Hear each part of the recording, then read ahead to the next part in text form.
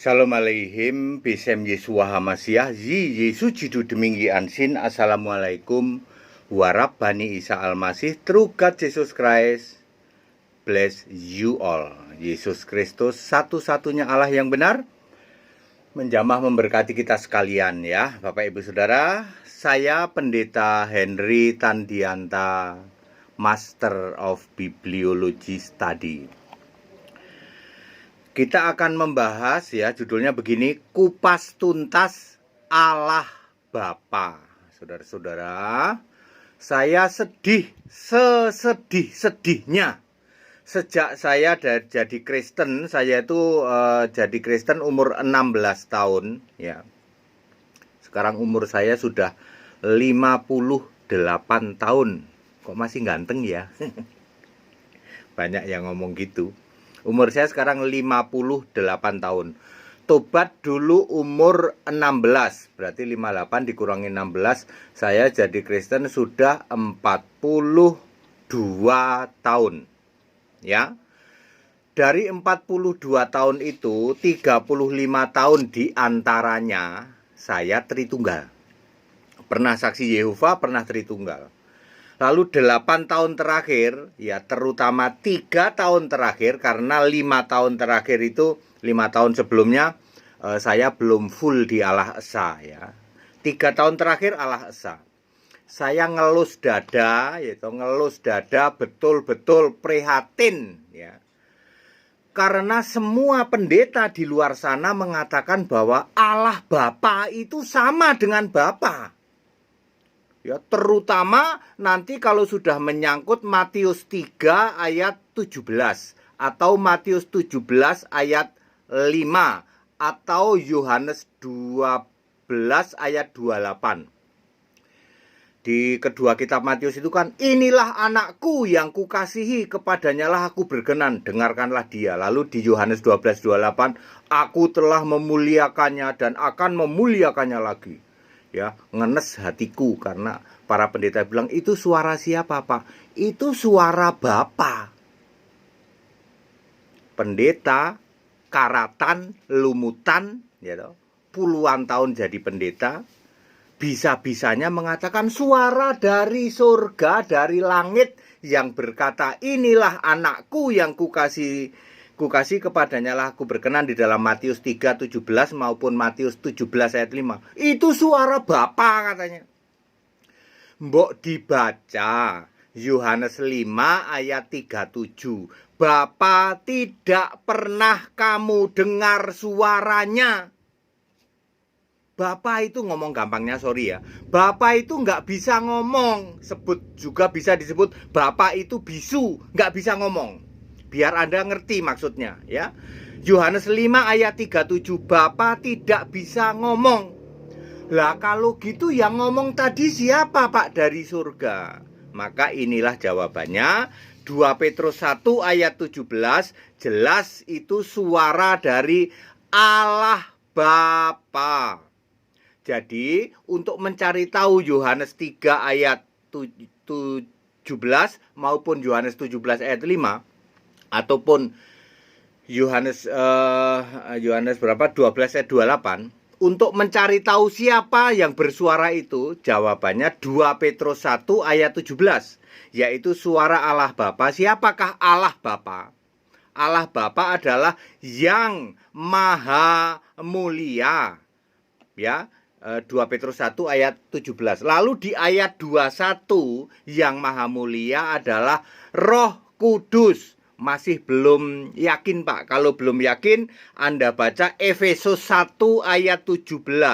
Yesus Kristus adalah Bapa yang mulia itu, yang memberi roh, hikmat, dan wahyu. Roh, hikmat, dan wahyu itu apa? Roh Kudus. Tunggu Pak. Jadi itu suara Allah Bapa, betul. Suara yang maha mulia, betul. Suara Roh Kudus, betul. Berarti Roh Kudus bisa bersuara, bisa berkata-kata dong. Betul. Setidak-tidaknya ada berapa ayat nih? 1, 2, 3, 4 ya. Setidaknya ada 4 ayat ya. Kisah 13 ayat 2. Berkatalah Roh Kudus. Kalau Roh Kudus bisa ngomong, Allah Bapa bisa ngomong. Kalau Bapa nggak bisa, Bapa itu bisu. Kamu yang hari ini nyembah Bapa berarti nyembah Allah yang bisu, Allah yang tidak bisa berfirman. Yang mesti kamu sembah siapa? Yesus Kristus. Satu-satunya Allah yang benar itu Roh Kudus. Roh Kudus sekarang adalah Yesus Kristus itu. Dibuktikan di Kisah 16 ayat 6, ayat 7, Wahyu 2 ayat banyak sekali tuh, ayat 7, 11 dan sebagainya. Jadi kalau nyembah Bapa ya nyembah Allah yang bisu, nggak bisa berfirman. Nyembah Allah yang nggak ada. Bapa tidak ada di surga. Betapa ngenesnya saya, saudara ya. Ada 200.000 pendeta di luar sana. Karatan, lumutan, sekolah 7 tahun untuk jadi doktor. Nggak bisa ngerti bedanya Allah Bapa dengan Bapa. Bapa adalah kiasan Yesus. Yohanes 16 ayat 25. Ya, Kisah 13 ayat 2. Berkatalah Roh Kudus. Kisah 21 ayat 11. Demikianlah kata Roh Kudus. Kisah 28 ayat 25 sampai 26. Firman yang disampaikan Roh Kudus. Ibrani 3 ayat 7. Seperti yang dikatakan Roh Kudus. Jadi kalau Roh Kudus itu bisa ngomong, Roh Kudus adalah Allah Bapa. Lah kalau Bapa bisu, nggak bisa ngomong. Yohanes 5 ayat 37. Lalu kita mau membedah sebenarnya kata Allah Bapa itu ada berapa kali ditulis di Alkitab. Saya mendapatkannya 9 kali. Ya, ini tulisan dari Pak Ustadz ya dan rekan-rekan di Staol. Allah Bapa itu setidak-tidaknya ketemu 9 kali ayat tentang Allah Bapa. Jangan Allah, Bapa, jangan. Kalau itu Allah itu bisa disebut Bapa yang kekal. Ini Allah Bapa ya. 2 Petrus 1 ayat 17 itu ditulis Allah Bapa. 2 Yohanes 1 ayat 3 juga ditulis Allah Bapa, sudah 2. Nomor 3, 1 Korintus 15 ayat 24 ini juga Allah Bapa. Udah 3. Nomor 4, 1 Tesalonika 1 ayat 1 itu sudah 5 juga Allah Bapa. Biasanya kalau Tesalonika itu kembar. 2 Tesalonika 1 ayat 1 juga sama Allah Bapa. Demikian pula Timotius. 1 Timotius 1 ayat 2 di situ juga ada Allah Bapa kembarannya. 2 Timotius 1 ayat 2 juga ada Allah Bapa. Titus 1 ayat 4 juga ada Allah Bapa. Yudas 1 ayat 1 juga ada Allah Bapa. Jadi Allah Bapa dijumpai ayat Alkitab di 6 kitab tulisannya Paulus, 1 kitab tulisannya Petrus, 1 kitab tulisannya Yohanes, 1 ayat, satu kitab, 1 ayat, ya 1 kitab juga tulisannya Yudas. Saya ulang, 6 kitab tulisannya Paulus, ada tadi dari Korintus, Tesalonika, Titus ya. 1 kitab dari Petrus ya, kemudian 1 kitab Yohanes, 1 kitab Yudas. Ini orang-orang khusus. Paulus adalah orang yang dipilih oleh Yesus untuk rasul di luar Israel. Petrus adalah kepala atau ketua para rasul. Yohanes adalah murid yang dikasihi Yesus. Yudas adalah adik kandung Yesus. Jadi, yang paham tentang Allah Bapa memang orang-orang khusus, rasul-rasul yang khusus, yang dekat dan yang pilihannya Yesus. Demikian pula pendeta yang ngerti tentang Allah Bapa, pendeta-pendeta yang khusus dipilih oleh Yesus. Nggak sembarangan Yesus memberitahu tentang Allah Bapa. Buktinya 200.000 pendeta gelar doktor nggak bisa bedain. Ya, kami berdoa kepada Allah Bapa dalam putramu Yesus Kristus gitu ya. Tanya ke pendeta, Pak Pendeta, pencipta langit dan bumi siapa?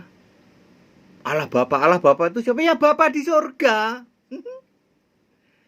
Ngelus dada saya. Sekolah 7 tahun itu untuk doktor. Romo 12 tahun. Tambah 2 tahun manjangin jenggot. Bikin keriting rambut. Jadi 14 tahun. Nggak bisa bedain Allah Bapa beda dengan Bapa. Allah Bapa adalah Roh Kudus, bisa bersuara. Kalau Bapa adalah kiasan Yesus, tidak bisa bersuara, alias sebut saja bisu. Nggak bisa ngomong Bapa itu. Sebab Bapa itu kiasan Yesus. Yohanes 16 ayat 25. Nggak sembarangan Yesus mengizinkan dibuka yaitu dibuka pengertian Alkitab, ya. Pendeta-pendeta yang tidak qualified tidak akan dibuka, ya. Yang sekolah 7 tahun jadi doktor, raja tafsir, doktor teologi itu rajanya tafsir. Makin doktor makin tafsir. Beda sama sekolah Alkitab, ya. Dibuka pikiran, mengerti tentang kitab suci. Lukas 24 ayat 45, itu baru benar. Clear, jadi saya ulang ya, kupas tuntas Allah Bapa. Allah Bapa setidak-tidaknya ada di 6 kitab yang ditulis Paulus. 1 Korintus 15 ayat 24, 1 Tesalonika 1 ayat 1, 2 Tesalonika 1 ayat 1, 1 Timotius 1 ayat 2, 2 Timotius 1 ayat 2, dan Titus 1 ayat 4. Satu tulisan adiknya Yesus yaitu Yudas 1 ayat 1. Satu lagi tulisan murid yang dikasihi Yesus, 2 Yohanes 1 ayat 3. Lalu murid yang dipilih Yesus secara khusus untuk di luar Israel yaitu kepala rasul yaitu Petrus, ada di 2 Petrus 1 ayat 17. Di samping Paulus adalah murid yang dipilih secara khusus untuk di luar Israel. Pada singkat dan clear ya. Jadi Allah Bapa beda dengan Bapa. Jangan lagi mengatakan Allah Bapa pencipta langit dan bumi. Tidak ada. Pencipta langit dan bumi adalah Yesus Kristus. Allah Bapa Maha Kuasa, nggak ada Maha Kuasa kok Allah Bapa. Maha Kuasa itu Yesus Kristus. Apakah Yesus Kristus Roh Kudus? Yes. Ya. Jadi jangan blunder ya para pendeta. Demikian pula para jemaat. Ya para jemaat, Anda ingin jadi Kristen jadi apa? Selamat Pak, masuk surga, betul. Ya. Jadi jangan lagi mengimani menyembah Bapa. Menyembah Bapa yang menyembah Allah yang bisu. Allah yang tidak ada, sebab di surga memang tidak ada Bapa. Ya, Bapa kiasan Yesus sudah finish, yaitu sudah selesai. Sembahlah siapa? Yesus Kristus, satu-satunya Allah. Itu baru benar kamu selamat masuk surga.